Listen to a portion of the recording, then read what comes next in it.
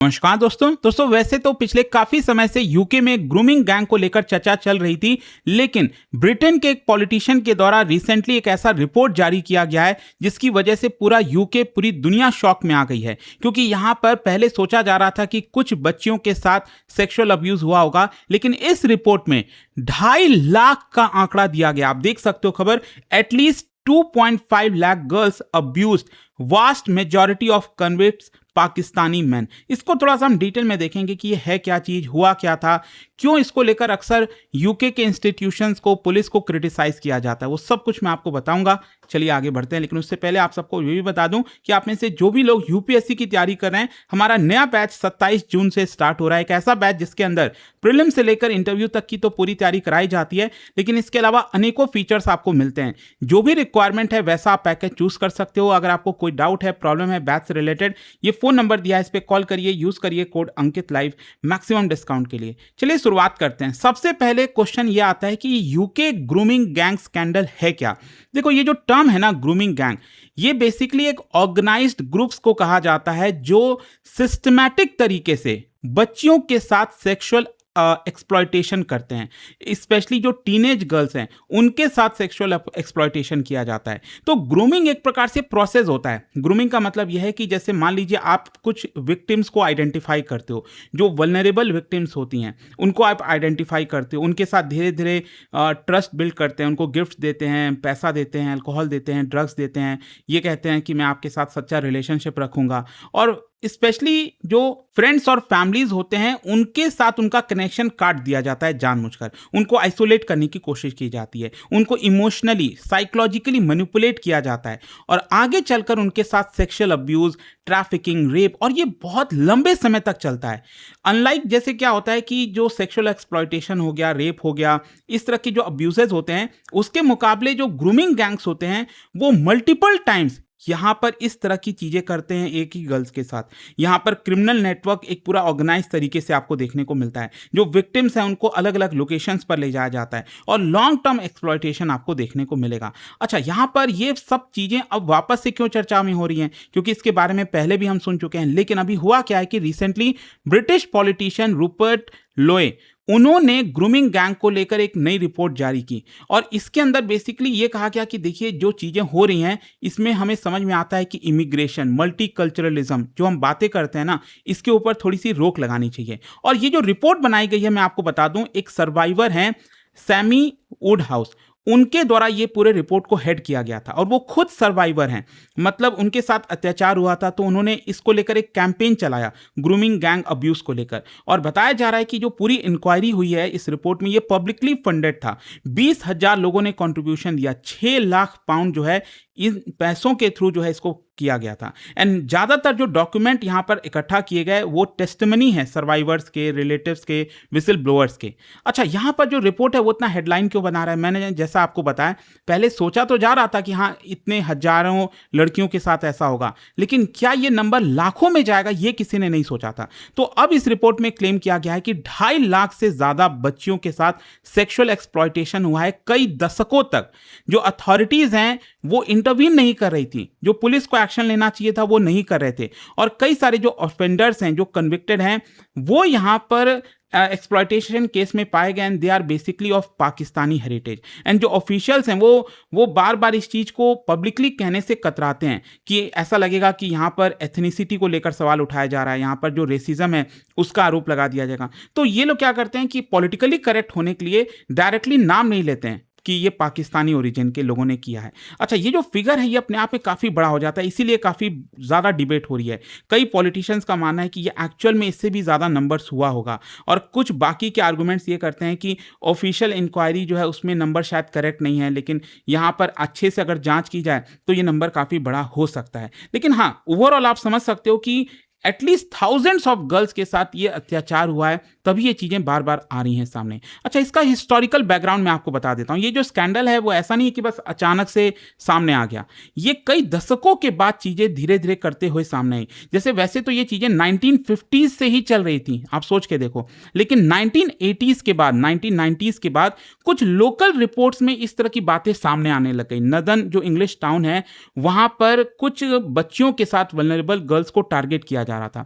तब ये छोटी-मोटी रिपोर्ट सामने आ रही थी, लेकिन फिर भी अगेन क्या था कि जो कंप्लेंट्स आते थे उसको इग्नोर कर दिया जाता था। विक्टिम्स को ये कहा जाता था कि आप ही परेशान कर रहे हो सोसाइटी को, आप ही भाग जाते हो एंड इंस्टेड ऑफ मतलब आप विक्टिम्स को मदद करने के बजाय आप उन्हीं के ऊपर ब्लेम गेम कर देते थे। ये 1980s और 90s में चल रहा था। फिर 2000 के बाद से ये स्केल और ज़्यादा बड़ा हो गया, तो इसको इग्नोर करना थोड़ा-सा मुश्किल हो गया। जो जर्नलिस्ट हैं, सोशल वर्कर्स हैं, कुछ पुलिस ऑफिसर्स हैं, उन्होंने कंसर्न्स रेज़ किए इसको लेकर, लेकिन अगेन इन्वेस्टिगेशन काफ़ी लिमिटेड होता था। फाइनली 2010 के बाद से आप कह सकते हो ये जो स्कैंडल है, वो पब्लिक व्यू में काफ़ी बड़े स्तर पर आने लग गया। एक केस था रॉथरहैम का। रॉथरहैम बेसिकली एक जगह है इंग्लैंड में, और वहाँ पर एक बहुत ही इनफेमस केस इसको बताया जाता है। इसमें इंडिपेंडेंट इंक्वायरी हुई थी, जहाँ पर पता चला 1400 बच्चियों के साथ सेक्सुअली एक्सप्लॉयटेशन हुआ है 1997 से 2013 के बीच में। और जो अथॉरिटीज़ हैं उन्होंने कंप्लेंट्स को इग्नोर किया था, इन्वेस्टिगेशन प्रॉपरली नहीं की थी, प्रोटेक्ट किया इनफैक्ट यहाँ पर जिन्होंने अत्याचार किया है। विक्टिम्स को जो प्रोटेक्शन मिलनी चाहिए थी वो यहाँ पर उनको नहीं मिल रही थी।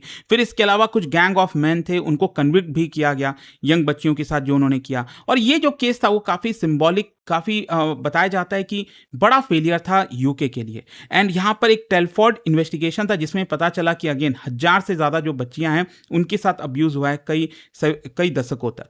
तो ओवरऑल आप देखिए, समझने की कोशिश करिए कि जो ग्रूमिंग गैंग है वो ऑपरेट कैसे करता था। एक जो पैटर्न है ना, वो आपको काफ़ी सिमिलर देखने को मिलेगा। पहले क्या होता था कि टिपिकली जो ऐसे बच्चे हैं जो वल्नरेबल हैं, वल्नरेबल मतलब जो केयर होम्स में बच्चियाँ रह रही हैं, जो घर से भागी हुई हैं, जो अनस्टेबल फैमिलीज़ में रह रही हैं, उनको आइडेंटिफाई करते थे। जो सफ़र कर रही हैं कुछ कि घर वाले उनको अच्छे से ट्रीट नहीं कर रहे हैं, इमोशनली जो वल्नरेबल टीनेजर्स थी, उनको ये लोग पहले आइडेंटिफाई करते थे।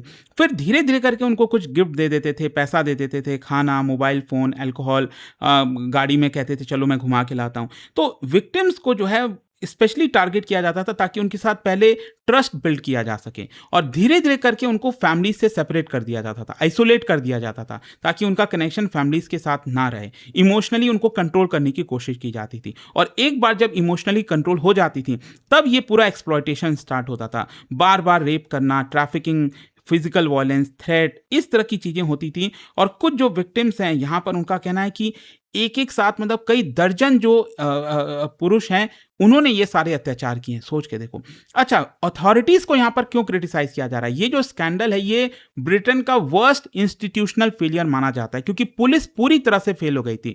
कई जो विक्टिम्स हैं उन्होंने बताया कि पुलिस उनकी बात ही नहीं मानती थी, उन्हीं को उल्टा ब्लेम कर देती थी, कंप्लेंट्स को डिसमिस कर देती थी। कुछ केसेस में पुलिस ऑफिसर कहते थे कि आप खुद पार्टिसिपेट किए होगे इन सारी चीज़ों में।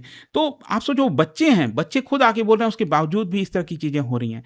सोशल सर्विस का भी फेलियर था। जो सोशल वर्कर्स हैं वो भी एक्सप्लॉयटेशन को सही से आइडेंटिफाई कई बार नहीं कर पाते थे, इंफॉर्मेशन शेयर नहीं करते थे, वार्निंग साइन मिस कर देते थे। जो लोकल गवर्नमेंट है उनकी तो सबसे बड़ी फेलियर है ही है, रिपोर्ट्स को इग्नोर करना, इन्वेस्टिगेशन डिले करना। तो ये सब कहीं ना कहीं जो पूरा इंस्टीट्यूशन है वो यूके में फेल हुआ है। और जहां तक सवाल है रेस और एथनिसिटी डिबेट का, देखो ये बहुत ही कंट्रोवर्शियल एस्पेक्ट है। अगेन यहां पर क्रिटिक्स जो हैं उनका ऐसा मानना है कि कई जो ऑफेंडर्स हैं यहां पर जो ग्रूमिंग गैंग में प्रोसिक्यूट किए गए वो ज़्यादातर आपके पाकिस्तानी ओरिजिन हैं, प्रीडोमिनेंटली मुस्लिम हैं। और इनफैक्ट अगर आप देखोगे जिन एमपी ने ये आपका रिपोर्ट पब्लिश किया है, रूपर्ट लोए, उन्होंने देखिए क्या बोला है, stop calling them Asian grooming gangs, they are not Japanese. वो कोई जापानीज तो है नहीं जिसकी वजह से आप उनको एशियन ग्रूमिंग गैंग्स कह रहे हो। Call them what they are, predominantly they are Pakistani Muslim rape gangs. ये खुद यहाँ पर जिन्होंने रिपोर्ट पब्लिश की बताया, उन्होंने खुद इस चीज़ को माना है, बताया है कि आप इनको क्लियर कट बोलो ना पब्लिकली कि they are Pakistani Muslim rape gang. आप क्यों बार बार उसको हाइड करने की कोशिश करो? लेकिन कई बाकी के लोग हैं, उनका कहना है कि नहीं, यहाँ पर एथनिक ग्रुप्स को जनरलाइज नहीं करना चाहिए, स्टीरियोटाइप नहीं करना चाहिए। उनका आर्गूमेंट्स ये है कि क्रिमिनल्स को हमें इंडिविजुअल्स की तरह देखना चाहिए। तो ये सारी चीज़ें हैं। अच्छा, यहाँ पर जो विक्टिम्स हैं उनकी सुनवाई क्यों नहीं होती थी, ये भी समझिए। कई फैक्टर्स हैं, जैसे एक तो क्लास बायस होता ही है। जो विक्टिम्स हैं वो गरीब फैमिली से आ रही हैं, ब्रोकन फैमिली से। अब भारत में आप देख लो ना, कोई गरीब व्यक्ति है, पुलिस स्टेशन आएगा, कितनी उसकी सुनवाई होगी? कुछ वैसी ही चीज़ें हैं। फिर जेंडर बायस तो हम देखते ही हैं। यहाँ पर जो गर्ल्स हैं वो उनके ऊपर ही ब्लेम किया जाता है कि आप घर से क्यों भागे, ड्रग्स क्यों लिया, इस तरह की मतलब ये सब ब्लेम कर दिया जाता है, जो एक्चुअल प्रॉब्लम है उसकी तरफ नहीं देखा जाता। और एडमिनिस्ट्रेटिव फेलियर, यहाँ पर जो एजेंसीज हैं वो अच्छे से काम नहीं कर पाती थी, और जो अलग अलग डिपार्टमेंट्स हैं, चाहे वो पुलिस है, स्कूल है, सोशल सर्विस, वो आपस में इंफॉर्मेशन शेयर नहीं करते थे, आइसोलेटेड रहते थे, जिसकी वजह से अगेन चीज़ें हो नहीं पाती थी। इसका पॉलिटिकल कॉन्सिक्वेंस क्या हुआ है? देखो, पॉलिटिकल कॉन्सिक्वेंस ये है कि एक तो इमिग्रेशन को लेकर डिबेट होने लग गया है कि कैसे यहाँ पर इमिग्रेशन सोच समझ के करना चाहिए। डोनाल्ड ट्रंप आए हैं जब से, वो तो तब से वहाँ पर लगे हुए हैं अमेरिका में। फिर पुलिसिंग रिफॉर्म हो गया, उसको लेकर आवाज़ उठाई जा रही है कि और बेटर पुलिसिंग होनी चाहिए। और इनफैक्ट आप देख लो, यहाँ पर अभी जो यूके के प्राइम मिनिस्टर हैं किर स्टारमर, उन्होंने रेजिग्नेशन दिया। उसके जस्ट एक दिन पहले ही ट्रंप ने अनाउंस कर दिया था कि किर स्टारमर जो है वो रेजिग्नेशन देने वाले हैं because of 2 major policies failure. और उसमें से एक फेलियर ये था अगेन रिगार्डिंग इमिग्रेशन, कि जिस तरह से भर भर के लोग आ रहे हैं यूके के अंदर, ये एक बड़ा प्रॉब्लम जिसकी वजह से लोग पसंद नहीं कर रहे हैं उनको। अच्छा, इसका असर ब्रिटेन में जो पाकिस्तानी कम्युनिटी है, क्या उसके ऊपर हुआ?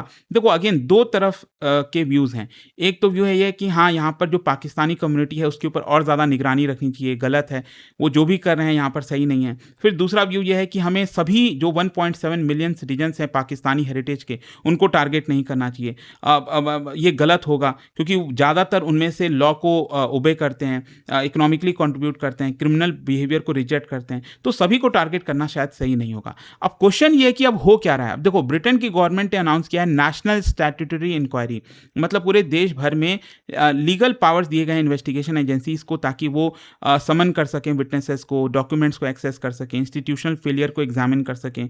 अलग अलग जो इतने सारे हंड्रेड्स ऑफ इन्वेस्टिगेशन हुए हैं उसको वापस से री एग्जामिन किया जा रहा है, बेटर डेटा कलेक्शन किया जा रहा है ताकि पता चले किन्होंने किया है, क्या हुआ है, विक्टिम्स को सपोर्ट यहाँ पर दिया जा रहा है। तो आई होप आप समझ गए होंगे कि एग्जैक्टली यहाँ पर हुआ क्या, प्रॉब्लम क्या हुई। एंड आई होप कि इस वीडियो के थ्रू आपको समझ में आ गया होगा कि अभी वापस ये चर्चा में क्यों आ गया है। और जाने से पहले एक बहुत ही इंटरेस्टिंग क्वेश्चन आप सभी के लिए, kingdom of Great Britain was created by union of which 2 region? कौन से 2 रीजन्स के यूनियन से किंगडम ऑफ ग्रेट ब्रिटेन बना था, आपको बताना है। और उसका जो राइट आंसर है आप सब जानते हैं, मेरे इंस्टाग्राम पर तो मिलेगा ही, वहां पर अगर आप नहीं हो कोई बात नहीं, टेलीग्राम से ले सकते हैं इसका सही उत्तर। और दोस्तों, जैसा मैंने आपको बताया, अगर आप यूपीएससी की तैयारी कर रहे हैं, कोई भी बैच चाहते हैं, आपको बस यूज करना है ये कोड अंकित लाइव, मैक्सिमम डिस्काउंट के लिए। और ये फोन नंबर है, कल से हमारा नया बैच स्टार्ट हो रहा है, तो इस फोन नंबर पर कॉल करिए। जो भी आपके डाउट्स हैं, मेंटरशिप, रिवीजन, टेस्ट, कब बैच स्टार्ट होगा, खत्म होगा, वो सब कुछ आपको पता चल जाएगा। Study IQ IAS, making India smarter and better.